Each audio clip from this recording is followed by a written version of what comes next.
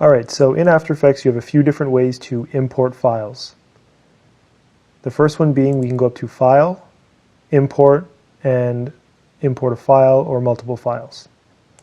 If we're in the Project Panel window, we can right-click, go to Import, and we'll get the same options. Another way is by simply double-clicking inside the Project Panel window. A window will pop up, and you can navigate to the files that you want to import. Right now I have a series of images that I've collected into a folder called Public Domain Stock Images. We can click on this one, for example. If we just want one file, we'd hit Open. For this case, I will import a few different files, so I'll hold Command and click on the ones I want to bring in. Or we can simply, if they're in a row, we can click the top one, hold Shift, just like as if you're on your desktop working with multiple files. Once those are selected, we go to Open, and as you can see in the Project Panel window, all of the files have been imported, and they are still selected. Just like on your desktop, you can create folders and create an organized folder structure. So let's click on it, press Enter, and name it Images.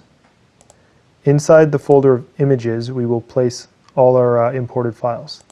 So let's click, hold Command, select all our files, and then place them inside Images. The last one here, Images. Hey guys, how's it going? Thanks for joining me in this After Effects training course. My name is William Bartlett, and let's get started. First thing we're going to do is we are in After Effects CC 2015 right now. If you have an older version, it'll look pretty much the same. I think they added some color in the new one, but generally everything will be about the same, so you should be able to follow along. First thing we're going to do is go up to Composition, New Composition. In this panel box we have a few different options. So composition name, this is what your composition will be called. So right now we'll call it Composition Test. We have a preset. I created this one, so we can start from scratch here. If you know you're outputting to 1920 by 1080, then you can go to HDTV 1080-24 and then just change a few things. So 1920 by 1080, that's correct. You can verify this by the aspect ratio being 69, which is widescreen. Your pixel aspect ratio is square, meaning it's as tall as it is wide for each pixel. That's what we want. Frame rate 24. Now, typically your DSLR will record at 23.976, so let's change that. Resolution full. Start time code. We'll keep that at 0 for now. The next thing we have is the duration. So right now it's set to 10 seconds. Basically what this means is your composition will be 10 seconds long from start to finish. The first one here is frames, seconds, minutes, and so on. Right now it's 10 seconds, we'll leave it at that. Now, let's go into the composition panel at the very bottom. Now it's highlighted in blue. First thing you'll notice is there is nothing here. So we've created a composition, but we have nothing in the composition. We have no layers or anything. Okay, let's get started. So let's go to Layer, New, and Solid. This is similar to your composition panel. You name it. Right now it's set to Purple Solid 1 because the color is defaulted to purple. It is 1920 by 1080, which is the size of our composition. We can confirm that by clicking Make Comp Size. Units pixels, pixel aspect ratio square, that's exactly what we want. For our purposes, we can just make it pure white. Okay, now it looks like nothing has changed, but now we actually have something white. This will be rendered out. Now let's explain a few things at the bottom here. So this is one layer. We can click that and we can scrub through the timeline. You'll see on the side here that our counter is going up. Right now we're at 1 second and 22 frames. If we go over to here, we're at 5 seconds and 21 frames. This is our timeline from the end all the way to the beginning, that's what will be exported. Okay, so this is our name, which is up here. This is the file that was created. Everything that you create gets stored in the project panel. So solids by default get put into a solids folder, and then it was placed down here. So we have a few different options here. We can lock the panel, which means we can't do anything with it. So that's great if you're animating a whole bunch of things and you don't want to move this layer by accident. We can solo this layer, which means if we had multiple layers and we only wanted to see this layer, we'd click on solo, and then that would be the only layer that shows up. Okay, the next thing is we have some animation boxes over here. So the first one is a 3D box. If you click this, it'll enable this layer as a 3D layer, and then in the tab here you'll have a whole bunch of other options for rotating and spinning in 3D. The next important thing for you guys to know is motion blur. If you click on that, that means you're enabling motion blur on this layer, but in order for this to be turned on, you actually need to turn on the master, which is right here. Enables motion blur for all layers. So with that on, you turn it on for that layer, and then this white solid 1 layer will now have motion blur, and that will be seen if we do some animation. For now, we'll turn it off. The next thing is working around in your timeline. So the workspace here is the blue from the right to the left. That is, again, what will be exported.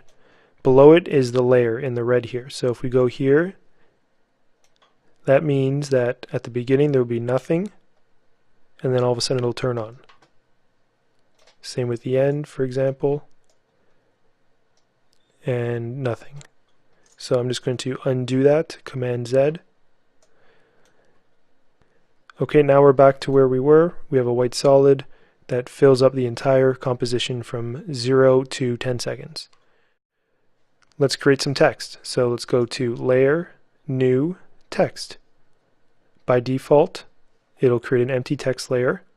Without clicking anything, you can start typing. So let's go Test, Layer. Okay, we will click up here at the very top, Selection Tool, which is your main tool in After Effects. For now, we will drag it over, click and drag. We'll put it in the center. Okay, so you'll notice we now have 2 layers. The text layer is on top. If we were to put it below, it would hide because the white solid is covering it. So just like Photoshop and other similar programs, After Effects works with layers that are stacked above each other. So the top layer is the one that's on top. This is exactly like a bunch of pieces of paper, where you have the very bottom piece of paper down here and the very top. So if you're above it looking down, the white solid on top is the one you see. So if we want the text layer to be on top and that's the one we want to see, we do that. And because it's only this big, we see the white layer behind it. For example, if we went to the white solid here and turned off the eyeball, we would see nothing but our text layer. So let's turn that back on. So in our text layer, if we go to character on the side here, and by the way, if you don't have any specific panels, you can find that by going up to Window and then turning on whichever ones you need. So for example, if you don't have the text panel, which is called the character, you can click Window, go to Character, and turn it on. So if you'll notice, this layer is now selected. That means that it is editable. So we can click over here in the character panel where we change fonts, and we can press the up or down arrow to cycle through different fonts. Now this is a great tip for you to be able to quickly test out which fonts you'd like to have in your After Effects project. So let's go to just something basic for now. Let's go to Arial. Okay, and then we can go to, let's say, bold. This is very similar to other programs. You have, italicize, different size, font, and a whole bunch of other stuff. You can add strokes to the outside. You can raise the text. You can lengthen the text. A whole bunch of stuff. So let's Command Z. Let's click and drag and bring this to the center roughly. Okay. So let's say we needed to have this placed right in the center. A good way to do this is by clicking this part here and going to proportional grid, and then you'll be able to use the squares that surround the layer itself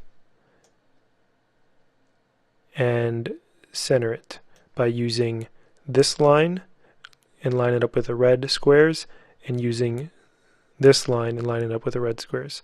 So that is centered. So we can turn that off. Okay, with the layer selected, we can go over here to the character panel, click on the color, and make it a color such as that.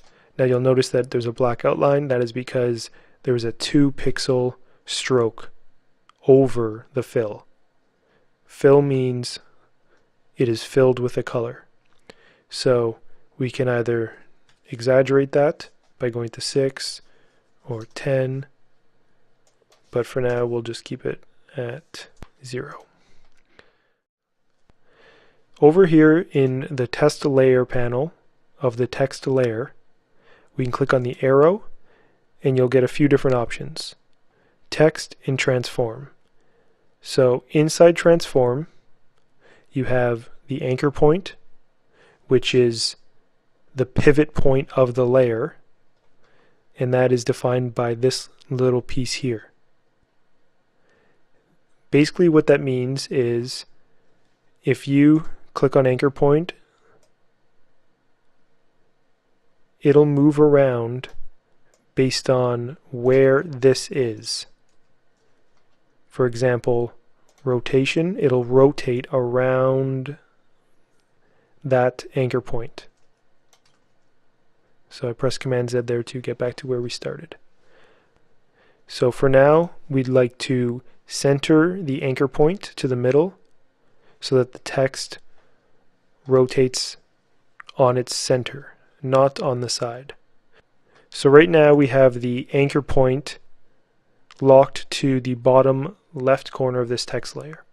And if we need this text layer to rotate, for example, click and drag here, we can see that it's rotating around that pivot point. All of the control happens around the anchor point or the pivot point. So Command Z to undo.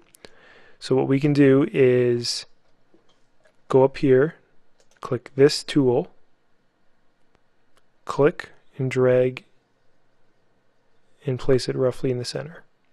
So now when we go to the rotation, it'll rotate around itself. Let's go back to our regular selection tool now that we've centered that.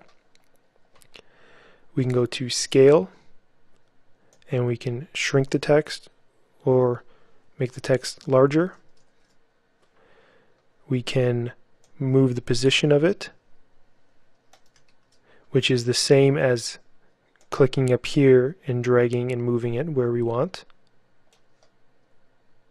And then you'll notice here that now the anchor point is not set to 0 and 0 anymore. It's set to 393.6 and minus 36 to have it centered. With the opacity, it's set to 100%. That means you cannot see through it. If we set this to 50% and press enter, you would now see through a little bit. So now we're actually seeing a little bit of the white through the text. And that's why it got a little bit lighter. Let's go back up to 100%. Click enter. Okay guys, so that's your basic idea of what you can do inside the transform of a text layer. In our next lesson, we will explore keyframing and actually animating the text layer.